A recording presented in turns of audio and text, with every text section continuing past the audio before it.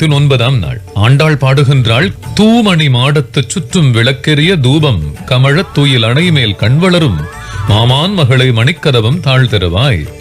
மாமீர் அவளை எழுப்பீரோ, உம்மகள் தான் ஊமையோ அன்று செவிடோ அனந்தலோ ஏம பெருந்துயில் மந்திரப்பட்டாளோ மாமா என் மாதவன் வைகுந்தன் என்றென்று நாமம் பலவும் நவின்றேலோரம் பாவாய் என்ற ஆண்டாளின் திருப்பாவை பாட்டு. ஒரு அழகு, ஒரு செழுமை. அதை எப்படி சொல்ல வேண்டும் என்று ஆண்டாளிடத்திலே நாம் எல்லோரும் பாலபாடம் படிக்க வேண்டும்.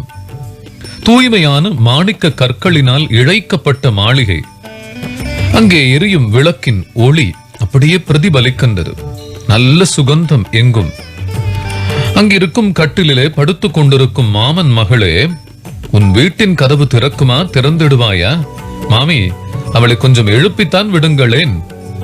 உங்கள் மகள் பேசாத ஊமையாகிவிட்டாளோ, அல்லது எந்த சொல்லும் அவள் செவி புகாத வன் செவியாகிவிட்டதோ, நீண்ட உறக்கத்திலே ஆழ்ந்திருக்கின்றாளோ, அல்லது இப்படி தூங்குவதற்கான மந்திரத்தினால் கட்டப்பட்டு விட்டாளா?